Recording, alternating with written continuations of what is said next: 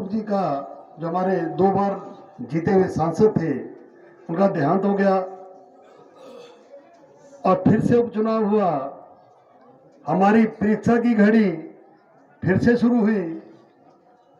वैसे तो आपका भरपूर सहयोग भारतीय जनता पार्टी को मिलता रहा है और आगे भी मिलेगा। मैं ठाकुर साहब को ये आश्वासन देना चाहता हूं बरमौर की जनता की ओर से कि आपको यहाँ जो बड़ा रामस्वरूप जी को मिली थी, हमारे कार्यकर्ता पूरा प्रयास करेंगे कि आपको बहुत ज्यादा बढ़ चढ़ से दिलाने की कोशिश करेंगे। मुझे अपने कार्यकर्ता पर, मुझे अपने भरमौर की जनता पर पूर्ण विश्वास है। कुछ दिन पहले कार्यक्रम हुआ, कांग्रेस पार्टी के प्रत्याशी भी यहां पर आई, पूर्व में रहे मंत्री भी यहां पर आए, जो विधायक बनने के सपने ले रहे हैं वो भी यहां पर आए। मित्रों, चुनाव है वो मुद्दों पे लड़ा जाता है। जब हमारी सरकार प्रदेश में है, केंद्र में हमारी सरकार है, हम अपने मुद्दे लेकर जनता के पास जाएंगे और मुद्दे के आधार पर हम चुनाव लड़ेंगे। कांग्रेस पार्टी वालों के पास मुद्दा क्या है, मंच से क्या क्या उन्होंने कहा, वो सब जनता जानती है। और वैसे भी ड्रामे करने में पूरे माहिर हैं। कभी हंसते हैं, कभी नाचते हैं, कभी गाते हैं, और अब नया ड्रामा शुरू कर दिया, अब रोते भी हैं। मित्रों, रोना जाएगा, ये चुनाव है, मुद्दे लेकर आओ। और अगर आप में दम है तो हमारे मंच के माध्यम से खड़े हो जाओ और बहस करो कि तुमने क्या किया है, और हम बताएंगे कि हमने क्या किया। हमारे खुशहाल सिंह ठाकुर जी रिटायर्ड फौजी हैं, उनकी कैंडिडेट क्या कह रही है कि फौजी हैं तब क्या हुआ, कारगिल में तो कई शहीद हुए। जब उनको इसकी जानकारी नहीं, फौजी के बारे में जानते ही नहीं है, उनको जानकारी केवल कुर्सी की है कि हमारे घर की कुर्सी चली गई, फिर से वापस कब आएगी। मित्रों, कांग्रेस पार्टी का हाल क्या है? आपके आशीर्वाद से मैं भी विधानसभा में बैठता हूं, मैं भी विधायक हूं, और विपक्ष का एक नेता होता है और वही बोलता है अपने पक्ष की बात, विपक्ष का नेता कहता है, लेकिन वह कहने की होड़ लगी होती है। अग्निहोत्री बोल गया तो रामलाल ठाकुर खड़े रहते हैं, सुखविंदर सुक्खू जी खड़े हो जाते हैं, आशा रानी जी खड़े हो जाती हैं, वीरभद्र सिंह जी का पुत्र खड़े हो जाते हैं। वो ये दिखाना चाहते हैं कि आने वाला मुख्यमंत्री हम में से एक है। बरमौरी साहब कह रहे थे, मैं उनके बारे में ज्यादा नहीं कहूंगा, बुजुर्ग है, उनका बहुत मान सम्मान भी मैं करता हूं, लेकिन इस मंच के माध्यम से उनको ये बता देना चाहता हूं कि अभद्र भाषा का प्रयोग हमें भी आता है, उसका जवाब देना हमें भी आता है, लेकिन ना तो हमारे घर के संस्कार ऐसे हैं, ना हमारी पार्टी के संस्कार ऐसे हैं, इसलिए हम उस भाषा का प्रयोग नहीं करते।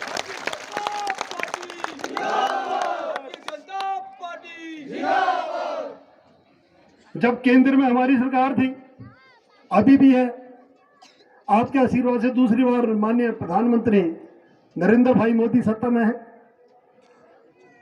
जो कल जन कल्याणकारी योजनाएं थी, जनता के हित में योजनाएं थी, चाहे वो उज्ज्वला योजना थी, आयुष्मान भारत थी, किसान विकास निधि थी, कई योजनाएं जो सब जब प्रधानमंत्री बने उन्होंने स्टार्ट की। 60 साल तक इन्होंने राज किया, गरीबों के हित में क्या किया जनता जानती है। आज 7.5 साल हमारी सरकार को बने केंद्र में हो गए। भाई और बहनों, आजकल मीडिया का जमाना है, टीवी सब देखते हैं, एक भी हमारे एमपी पर, एक भी मंत्री पर कोई भ्रष्टाचार का आरोप ना तो दिल्ली में लगा, ना हिमाचल में लगा। और जब इनका समय था जब इनका समय था तो रोज टीवी में घपले घोटाले यही खबर बना करती थी। समय बदल गया है, ये मोदी का युग है। अगर मैं अपने प्रदेश की बात करूं तो माननीय मुख्यमंत्री जयराम ठाकुर जी, इनके कुशल नेतृत्व में जो हमारे भरमौर में विकास हुआ है, ये सम्मान विकास पूरे हिमाचल प्रदेश में हुआ है। जय राम जी को जय श्री राम, जय श्री राम, जय श्री राम। भरमौरी साहब कह रहे थे कि ये जो कॉलेज बन रहा है ये रानी साहिबा ने पैसे दिए। जब उन्होंने पैसे दिए तो आपने बनाई क्यों नहीं बिल्डिंग? पता करिए विभाग से कि इसका टेंडर कब हुआ, इसका शिलान्यास किसने किया। आदरणीय प्रेम कुमार धूमल जी और आदरणीय तुलसीराम जी, उन्होंने इस भवन का शिलान्यास किया था। उसके बाद 5 साल तक इनकी सरकार रही, एक भी पत्थर इन्होंने नहीं रखा, एक भी पैसे का इंतजाम इन्होंने नहीं किया। जब हमारी सरकार आई तो हमने पैसे का प्रावधान किया और इस कॉलेज का भवन का काम युद्ध स्तर पर हमने स्टार्ट किया। झूठ बोलने की हद होती है। आज तक जो नाटकबाजी करते रहे वो बहुत ज्यादा चलने वाली नहीं है। किस आधार पे वोट मांग रहे हैं? एक ही मुद्दा लेके जा रहे, देखो जी वीरभद्र सिंह जी की विधवा है, आपके पास कोई और लीडर नहीं है। पिछली बार जो एक भोला वाला लड़का बेचारा जिसको आपने टिकट दिया, वो भी तो चुनाव लड़ सकता था। उनके पिताजी भी हमारे कैबिनेट में मंत्री थे, तो आपने उनका तो मंत्री पद भी गंवा दिया, उनके बेटे को हरवा दिया, और जब टिकट की बारी आई तो बोलते हमारी राजमाता है, अब वो चुनाव लड़ेंगे। मुझे लगता है पूरे भारतवर्ष में कांग्रेस पार्टी का सफाया है, हिमाचल प्रदेश में सफाया है, और भरमौर में तो आपने कई बार किया है। आदरणीय जयराम ठाकुर जी के आशीर्वाद से भरमौर में जो काम हुए हैं उस पर थोड़ी मैं बात करना चाहूंगा।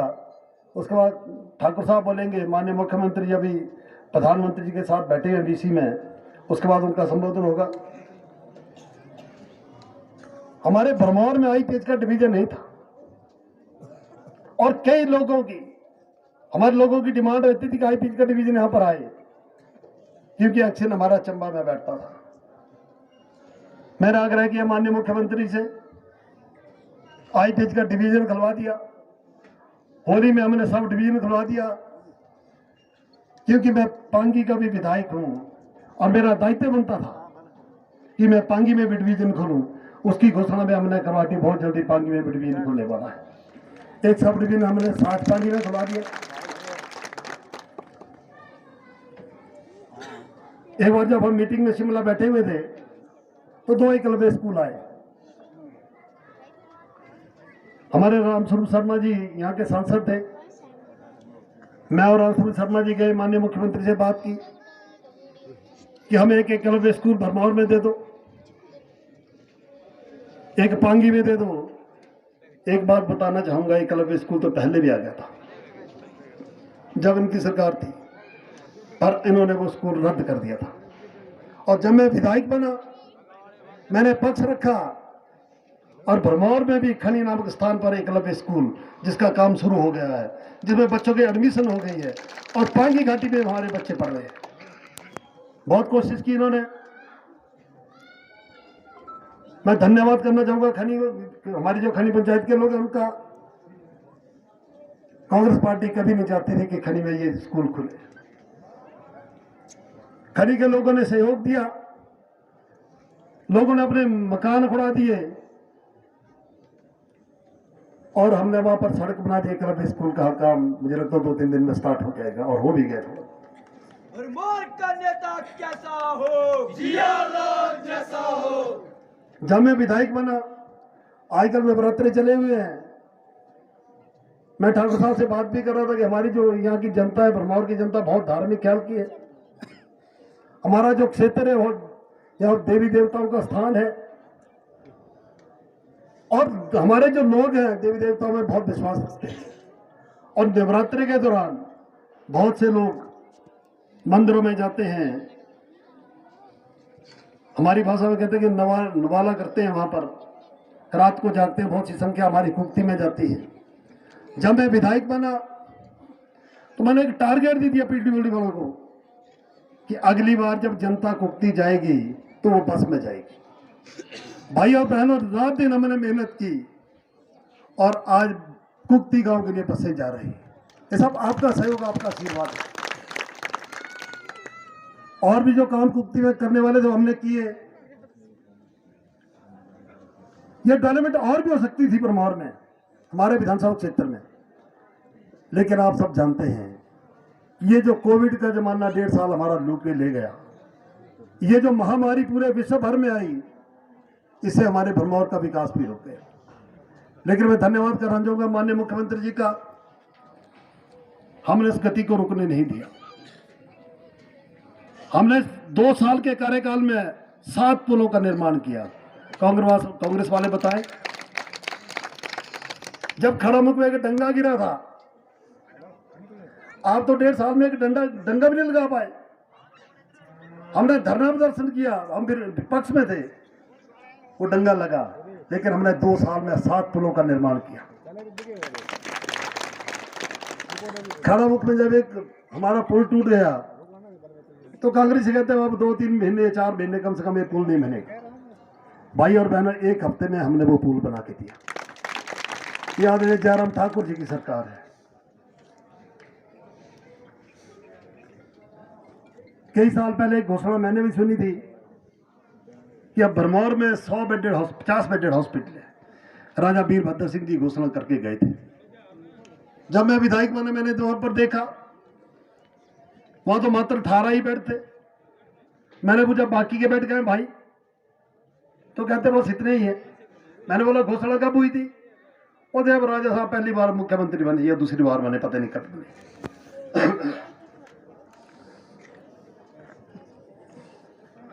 फिर वो हॉस्पिटल का काम बंद,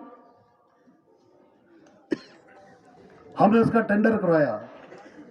चाहते तो हम ऊपर या हॉस्पिटल बनाना चाह रहे थे, लेकिन जगह नहीं मिली।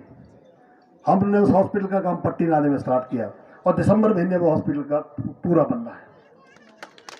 भाई और बहन, हॉस्पिटल बनाना जरूरी नहीं है, हॉस्पिटल में स्टाफ का होना भी जरूरी है, हॉस्पिटल में डॉक्टर का होना भी जरूरी है।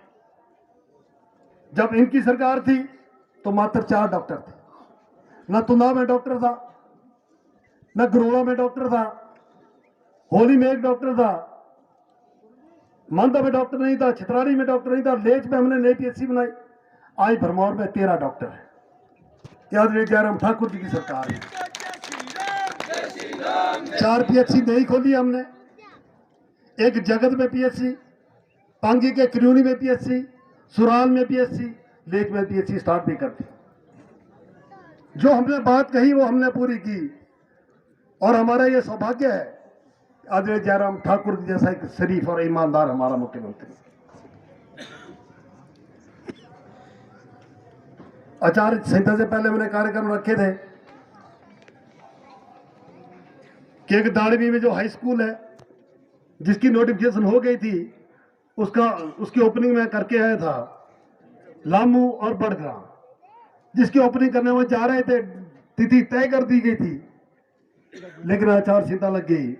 जिस दिन आचार संहिता खत्म हो जाएगी उससे दूसरे दिन बड़ग्राम में भी और लामू में भी ये दोनों स्कूल हम सुचारू रूप से चालू कर देंगे। अगर आपको मैं भरमौर की बात कहूं, प्रॉपर भरमौर की बात अगर की जाए तो दरबा से लेकर स्ट्रीट लाइट पट्टी तक हमने लगवा दी है, वो चालू हो गई है। हमने नई बसें यहां पर लगाई हैं। कई साल पहले भी कहते थे कि भरमौर से शिमला तक बस लगवाएंगे, और मंच के माध्यम से 84 में खड़े होकर ये लोग झूठ बोल गए थे।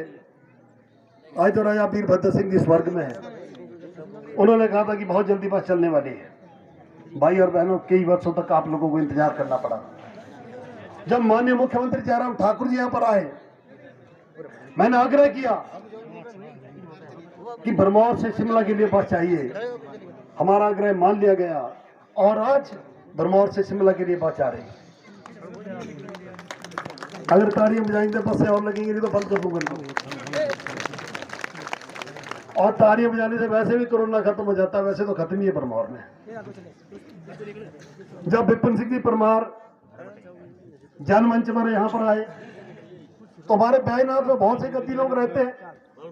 लोगों की डिमांड थी कि परमार से एक बस पठार बैजनाथ के लिए